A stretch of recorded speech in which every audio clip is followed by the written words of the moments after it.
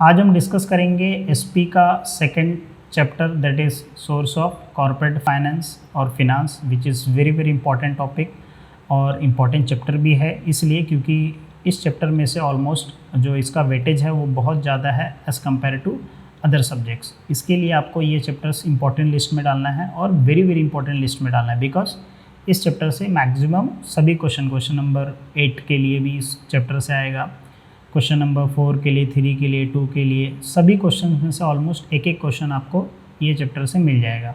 तो इस चैप्टर को आपको इम्पोर्टेंट चैप्टर्स में डालना है। इस चैप्टर में से आपको कोई भी टॉपिक स्किप नहीं करना है बिकॉज सभी टॉपिक्स इक्वली इम्पॉर्टेंट हैं। ठीक है, नाउ हम लोग आज क्या डिस्कस करेंगे, इसमें हम डिस्कस करेंगे शॉर्ट में ओन कैपिटल क्या होता है, बोरोड कैपिटल क्या होता है और ये जो शेयर्स है इसका हम डिटेल में डिस्कस करेंगे, इसके फीचर्स भी हम डिस्कस करेंगे, राइट। और इसका जो नेक्स्ट वीडियो होगा, नेक्स्ट लेक्चर होगा, उसमें हम डिस्कस करेंगे equity shares and preference shares and जो थर्ड वीडियो होगा उसमें हम डिबेंचर्स और पब्लिक डिपॉजिट्स, बॉन्ड्स, इसके बारे में हम डिस्कस कर लेंगे। ठीक है, नाउ इसको हम जब एक्सप्लेन करेंगे, जब भी हम डिस्कस करेंगे, ओके, लेक्चर से स्टार्ट करेंगे तो इसमें आपको मैं कुछ प्रैक्टिकल चीज़ें भी बताऊंगा। अब ये प्रैक्टिकल चीज़ें क्यों इंपॉर्टेंट है, इसलिए इम्पॉर्टेंट है क्योंकि जब मैं शेयर मार्केट में ट्रेडिंग करना स्टार्ट किया, जब इन्वेस्टमेंट स्टार्ट किया तो काफ़ी ईजी हो गया मेरे लिए कंसेप्ट को समझना और मुझे हमेशा के लिए कंसेप्ट याद रहता है इसलिए क्योंकि मुझे प्रैक्टिकल पता है। ठीक है, तो अगर आपको प्रैक्टिकल चीज़ें पता है तो आपको हमेशा याद रहेगा, आपको ज़्यादा रट्टाफिकेशन करने की ज़रूरत भी नहीं पड़ेगी, आप वो ईजिली एक्सप्लेन कर पाओगे खुद के ओन वर्ड्स में। बाकी अगर नोट्स चाहिए रहेगा तो नोट्स भी मैं प्रोवाइड करूँगा, ओके। तो इसीलिए आपको वीडियो ध्यान से देखना है, जो भी एग्जांपल्स जो भी आपको मैं समझाऊंगा वो आप पूरा अच्छे से समझिए।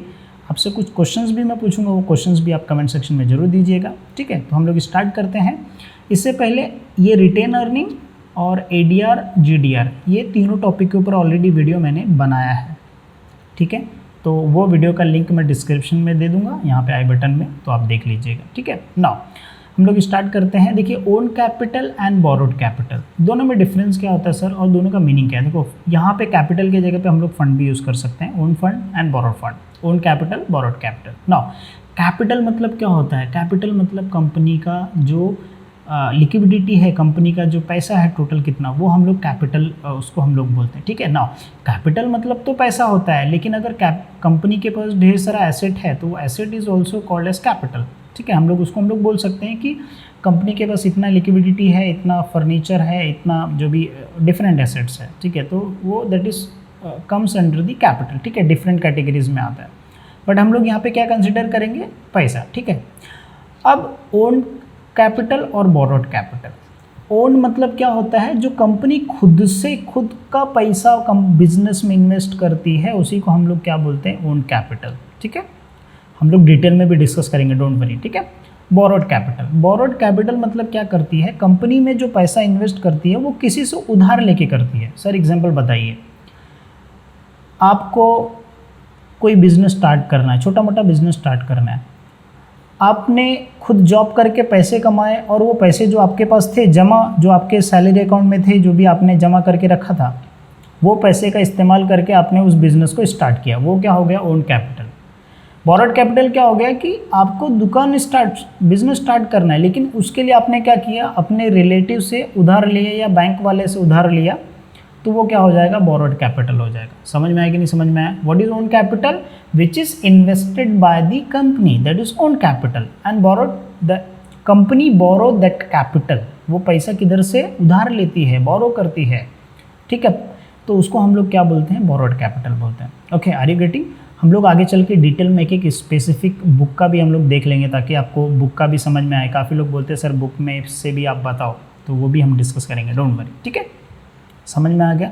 अब देखो, ओन कैपिटल में दो तरीके हैं, या तो शेयर्स, कंपनी क्या करे, किसी को शेयर्स इशू करके क्या कर सकती है, कैपिटल रेस कर सकती है, या तो कंपनी ने खुद, ये रिटेन अर्निंग का वीडियो आप देख लीजिएगा। इसका मतलब ये होता है कि कंपनी प्रॉफिट का कुछ जो पोर्शन होता है, परसेंटेज होता है, वो कंपनी सेव करके रखती है, रिजर्व करके रखती है। ठीक है, तो उस पैसे को यूज़ करती है, उसी को हम लोग रिटेन, ये दो तरीके होते हैं। बोरोड में क्या होता है कि कंपनी क्या, डिवेंचर मतलब इट्स काइंड ऑफ लोन, ठीक है, या पब्लिक डिपॉजिट्स या बैंक से लोन जो इशू करती है, फाइनेंशियल इंस्टीट्यूट से जो लोन लेती है, वो क्या होता है, बोरोड कैपिटल होता है। ठीक है। अब शेयर्स में क्या है, दो टाइप है, एक इक्विटी शेयर्स है, प्रेफरेंस शेयर्स है, ठीक है।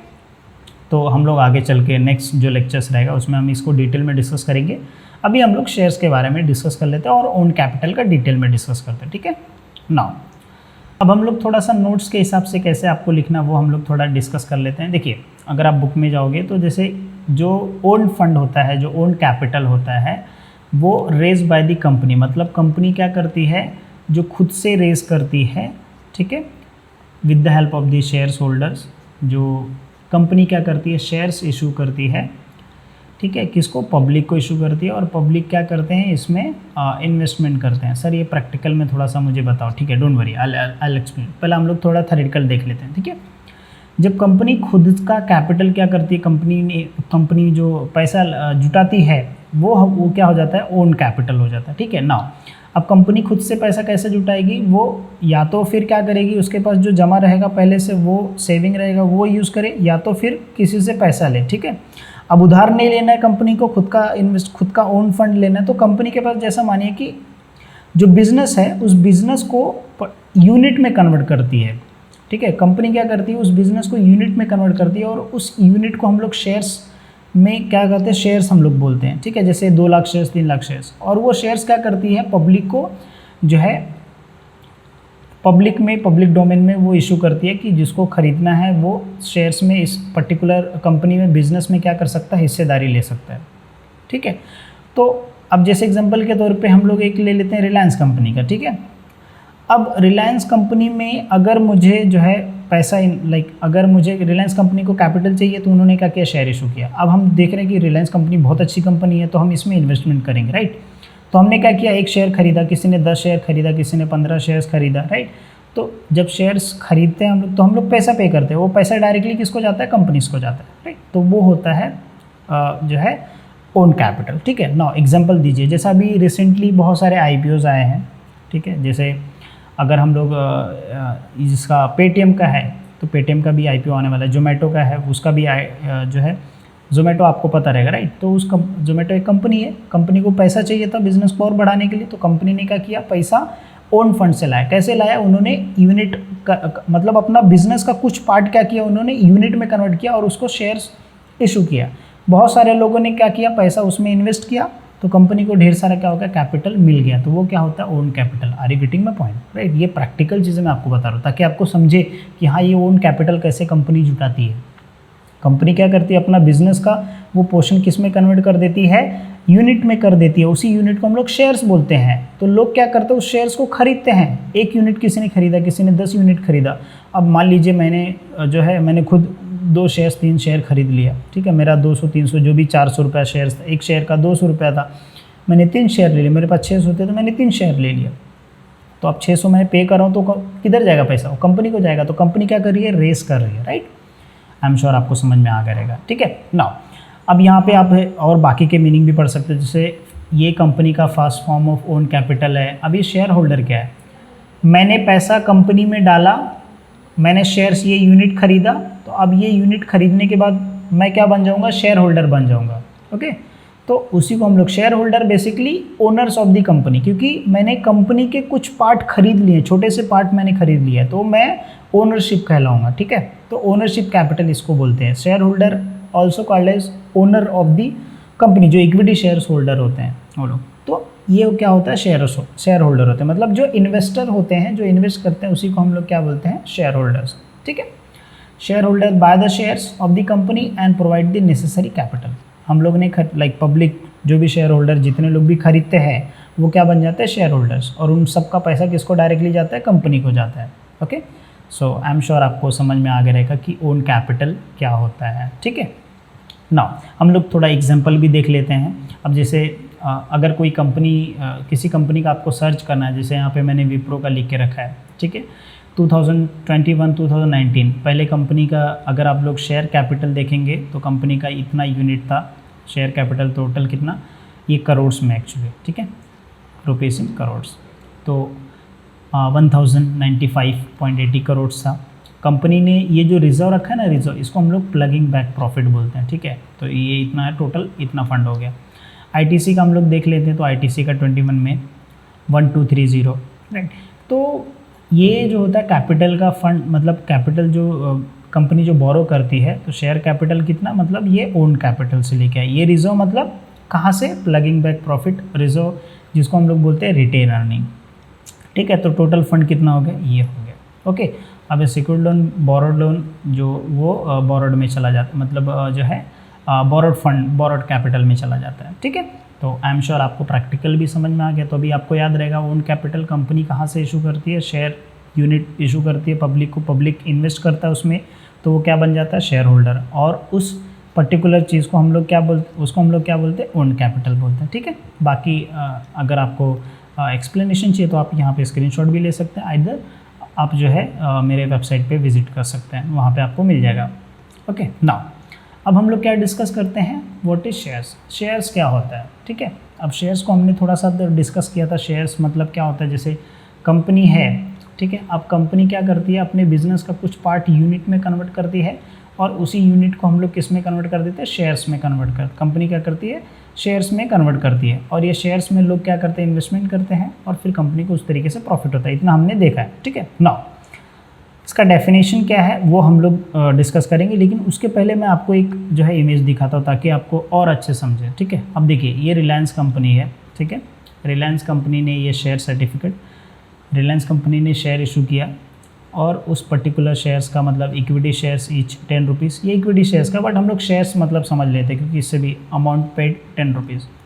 अब ऐसा मान लीजिए कि एक कंपनी का जो मतलब रिलायंस कंपनी का एक शेयर जो है कितना रुपीज़ का है, 10 रुपीज़ का है, ठीक है। अब हमने क्या किया, एक शेयर खरीद लिया, तो अब हमको क्या मिल जाएगा, ये पर्टिकुलर सर्टिफिकेट मिल जाएगा। ये पहले मिलता था, अभी नहीं मिलता है। अभी क्या होता है, वर्चुअल होता है, आपको ईमेल आ जाता है बस कि आपने पर्टिकुलर कंपनी का इतना इतना शेयर्स खरीदा है। अब जिन लोगों को वो इमेज भी अगर वो देखना है, मुझे तो PDF पे बहुत सारे ईमेल आते हैं, जैसे मैं इन्वेस्टमेंट करता हूँ, तो अगर आपको चेक देखना है तो आप मुझे जो है बताइएगा कमेंट करके, मैं डेफिनेटली श्योर उसको लाइव में आपको दिखाऊंगा कि हाँ देखो मेल ऐसा आता है, ठीक है। डिविडेंड्स के भी मेल्स जो आते हैं वो भी मैं आपको दिखा दूंगा।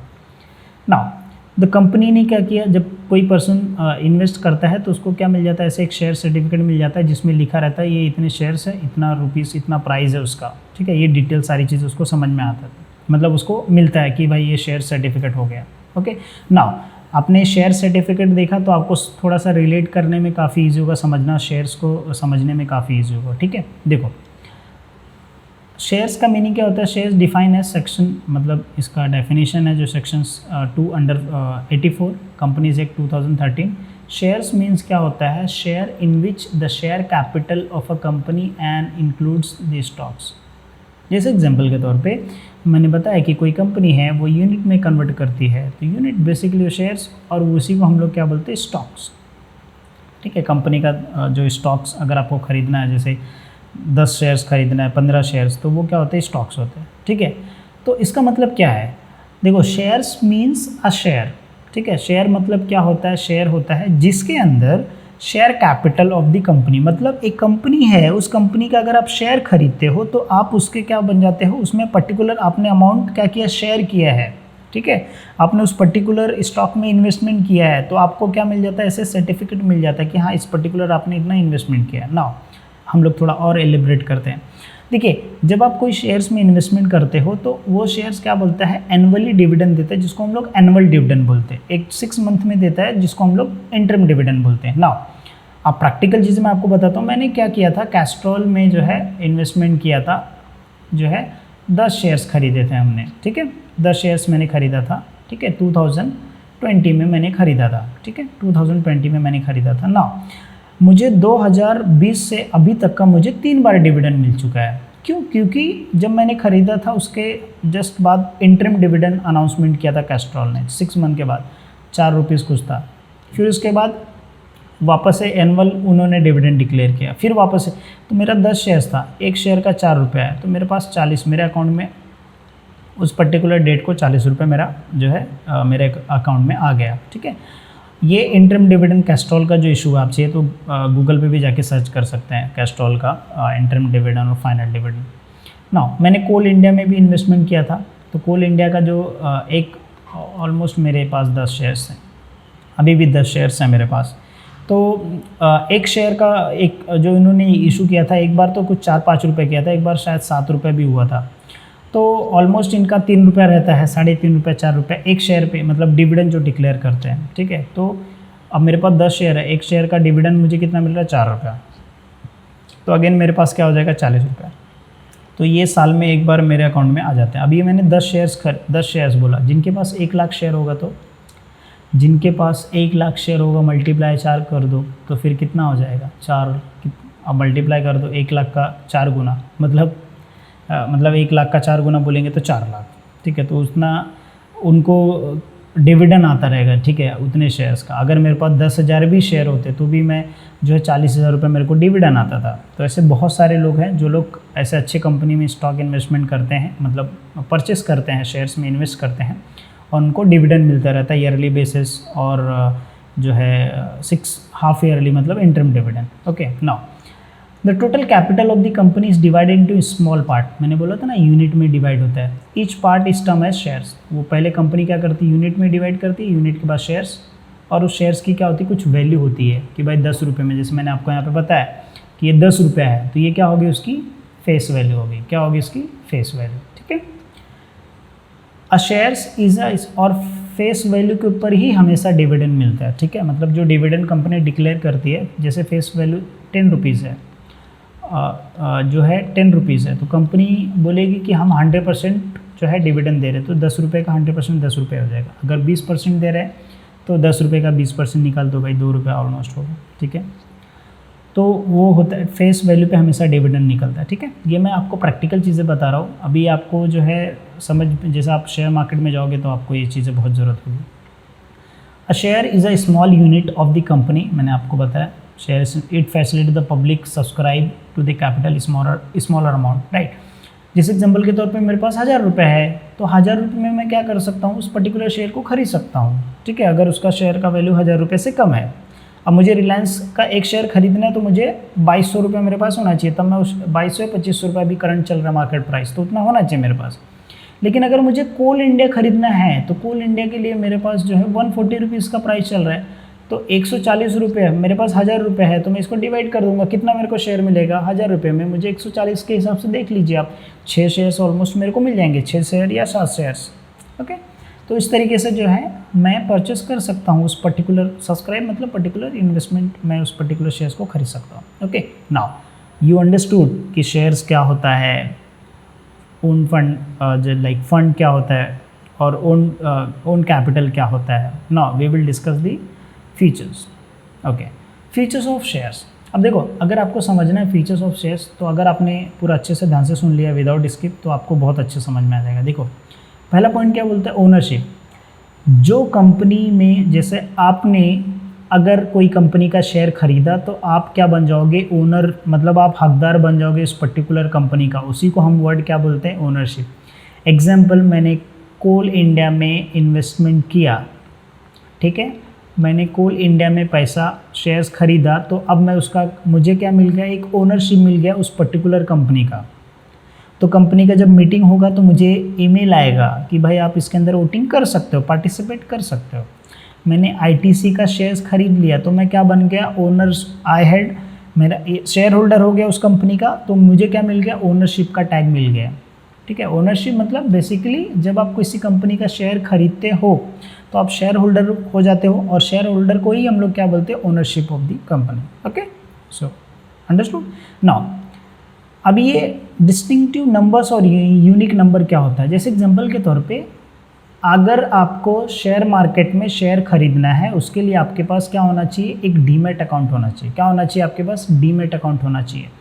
और डीमेट अकाउंट का जो नंबर्स होता है, जो आईडी होता है, वो क्या होता है, डिफरेंट होता है। अलग अलग आईडी से आप जो है, मतलब जो आपका दोस्त का आईडी का नंबर डिफरेंट होगा, आपका आईडी का नंबर डिफरेंट होगा, मेरा आईडी का नंबर डिफरेंट, सबका सेम नहीं होता, डिफरेंट होता है। उस पर्टिकुलर आईडी से वो एक यूनिकनेस बताता है, जिससे हम लोग क्या कर सकते हैं, कोई भी कंपनी का शेयर्स खरीद सकते हैं, और वो आइडेंटिफाई करेगा कि हाँ, इस पर्टिकुलर पर्सन ने खरीदा है, ठीक है। तो वो क्या होता है, डिस्टिंक्शन और डिफरेंट नंबर्स और unique numbers, okay. Unless the dematerialise, ये डीमटेरियलाइज वर्ड इसलिए दिया है क्योंकि पहले के वक्त में क्या होता था कि ऐसे हार्ड कॉपी में आपको मिलता था, ठीक है, फिजिकल फॉर्म में आपको मिलता था सर्टिफिकेट, लेकिन अभी क्या हो गया है कि डीमैटेरियलाइज हो गया, अभी डिजिटल हो गया। तो इसके लिए क्या होता है कि आपको वर्चुअल बेसिस पे ईमेल आ जाता है डायरेक्टली, या फिर आपके डीमैट अकाउंट में क्या होता है वो रिफ्लेक्ट हो जाता है कि आपने इस पर्टिकुलर शेयर्स खरीदा है। ठीक है ना, यहाँ पे भी मेरा एक क्वेश्चन है कि अगर आपको देखना है कि कैसे रिफ्लेक्ट होता है तो उसके लिए भी मैं आपको नेक्स्ट वीडियो में कवर कर दूंगा। ठीक है, एविडेंस ऑफ टाइटल। अब ये क्या होता है कि जैसे एग्जांपल के तौर पे जब आप खरीदते हो तो आपको एक शेयर सर्टिफिकेट इशू हो जाता है एंड कंपनी का उस पर स्टैम्प लग जाता है और सारी चीज़ें, तो उसी को हम लोग क्या बोलते हैं, एविडेंस ऑफ टाइटल। ठीक है, लेकिन ये कहाँ पे रिफ्लेक्ट होता है, डीमैट अकाउंट में। ठीक है, कहाँ पे आपको डीमैट अकाउंट में आप जाके चेक करोगे तो वहाँ पे आपको दिख जाएगा, लेकिन इस फॉर्म में नहीं रहेगा, आपको नॉर्मली ईमेल के फॉर्म में रहता है। ठीक है, वैल्यू ऑफ द शेयर्स। अब वैल्यू ऑफ द शेयर्स मतलब क्या होगी कि जैसे एग्जांपल के तौर पे आप जब कोई शेयर्स खरीदते हो तो उस पर्टिकुलर मार्केट में प्राइस क्या चल रहा है उसी को हम लोग मार्केट वैल्यू बोलते हैं। जब वो इस शेयर इशू हुआ था तो उसका वैल्यू क्या रखा गया था, वो फेस वैल्यू हो जाता है।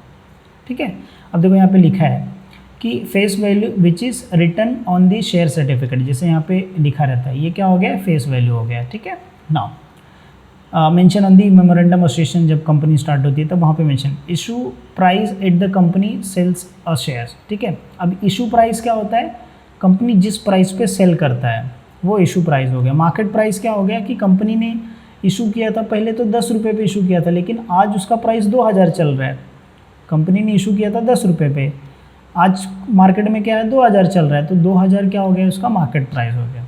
ओके, और ये प्राइस क्यों बढ़ता है, क्योंकि उसका डिमांड, जैसे जब कोई बिज़नेस ग्रो करता है, जब कोई बिज़नेस बड़ा होता है तो उसके साथ उसका बिज़नेस का कैपिटल भी बढ़ता है। जब कैपिटल बढ़ता है तो जाहिर सी बात है उसकी वैल्यू बढ़ती है, और जस्ट बिकॉज ऑफ दैट उस कंपनी का जो शेयर्स का वैल्यू भी क्या होता है, बढ़ता है। जैसे MRF का शेयर्स हो गया है ना। फिर उसके बाद राइट।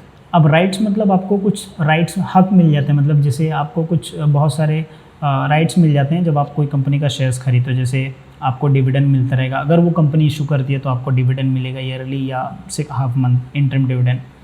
और मीटिंग जो होता है उसके लिए आपको अलग से ईमेल आ जाता है। वोट के लिए आपको ईमेल, मतलब आपको राइट्स मिलता है, आपको दिया जाता है अलग से यूज़र ID लॉगिन करके आप वोट कर सकते हो उस कंपनी का जो भी मीटिंग होता है, चाहे वो बोर्ड ऑफ डायरेक्टर के लिए हो या तो फिर कोई डिविडेंड्स के लिए हो या कोई दूसरा मीटिंग्स हो। Okay, income.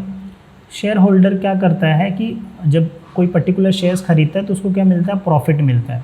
अब देखिए जैसे शेयर कंपनी ने कुछ पैसे कमाए, ठीक है, कंपनी ने प्रॉफिट कमाया, ठीक है, अब उस कंपनी ने कुछ प्रॉफिट में से कुछ परसेंटेज क्या करता है, लोगों को बांटता है, तो उसी को हम लोग क्या बोलते हैं, डिविडेंड बोलते हैं। ठीक है, जैसे एग्जाम्पल के लिए कंपनी ने 100 करोड़ क्या किया, 100 CR प्रॉफिट अर्न किया। अब 100 CR में से जो है 80 CR जो है, ठीक है, 20 CR उन्होंने सेव कर लिए, 80 CR में से जितने भी शेयर्स थे उसमें से डिवाइड करके सभी को क्या किया, डिविडेंड डिक्लेयर कर दिया। तो सभी को क्या मिल जाएगा, जैसे हम लोग को बैंक में इंटरेस्ट मिलता है ना, वैसे शेयर्स में हमको डिविडेंड मिलता है। ट्रांसफरेबिलिटी मतलब ये होता है कि आप कभी भी शेयर्स ईजिली क्या कर सकते हैं, फ्रीली सेल कर सकते हैं। ट्रांसफ़र करना मतलब आपको ज़रूरी नहीं जैसे मेरे से मैं किसी और को ट्रांसफ़र कर सकता हूँ, मैं अपने फ्रेंड को भी शेयर्स ट्रांसफ़र कर सकता हूँ, ऐसा है ऑप्शन। इवन मैं जब चाहिए तब मैं सेल भी कर सकता हूँ, कोई दिक्कत नहीं। ठीक है, ऐसा ज़रूरी नहीं है कि मैं एक बार खरीद तो नहीं कर सकता हूँ। No, I can sell at any time. सिर्फ मार्केट का जब ओपन होता है 9:15 पे ओपन होता है और जब क्लोज़ होता है 3:30 को क्लोज़ होता है। ये इन्वेस्टमेंट के लिए। अगर आप इंट्राडे करते हो तो 9:15 को ओपन होता है और ट्रेडिंग जब करते हो और 3:50 को ऑलमोस्ट बंद हो जाता है। तो ये जो है ट्रेडिंग के लिए, और ये जो इन्वेस्टमेंट का टाइम है, इतने टाइम में आप जितनी बार चाहिए तो उतनी बार खरीदो, उतनी बार बेचो, आप कोई दिक्कत नहीं इसको। ठीक है, property of share holder. Share is movable property of share holder. ठीक है, मतलब जो भी मैंने शेयर्स में पैसे डाल के रखे, बहुत सारे मैंने ITC में डाला, कोल इंडिया में डाला है, लेमन ट्री में, ऐसे बहुत सारे शेयर्स अच्छे शेयर्स में मैंने डाल के रखे थोड़े थोड़े। ठीक है, तो मेरा जब चाहिए तब मैं क्या कर सकता हूँ, इजीली जो है उसको सेल कर सकता हूँ। Okay, types of shares, 2 type के शेयर्स हैं, एक इक्विटी शेयर्स है और एक preference shares. Okay, now you understood कि शेयर्स क्या होता है, ओन कैपिटल क्या होता है, डिविडेंड क्या होता है ना, डीमैट अकाउंट क्या होता है, मैंने डिस्कस किया। काफ़ी सारी चीज़ आपको मैंने एक्सप्लेन किया। नेक्स्ट वीडियो में हम लोग डिस्कस करेंगे, नेक्स्ट लेक्चर में, इक्विटी शेयर्स क्या है और प्रेफरेंस शेयर्स क्या है और जो है उसके फीचर्स क्या हैं वो भी हम डिस्कस करेंगे। आई एम श्योर आपको समझ में आ गया रहेगा ओन फंड क्या होता है। तो हमने ये टॉपिक डिस्कस कर लिया है। ये टॉपिक भी डिस्कस कर लिया है, ये टॉपिक भी डिस्कस कर लिया टॉपिक। फिर अभी जो है नेक्स्ट वीडियो में हम लोग ये दोनों टॉपिक के ऊपर डिस्कस करेंगे, ठीक है। और बाकी इसका जो थर्ड लेक्चर रहेगा उसमें हम लोग ये बोरोड फंड के बारे में डिटेल में डिस्कस कर लेंगे। ओके, सो मिलते हैं नेक्स्ट वीडियो में।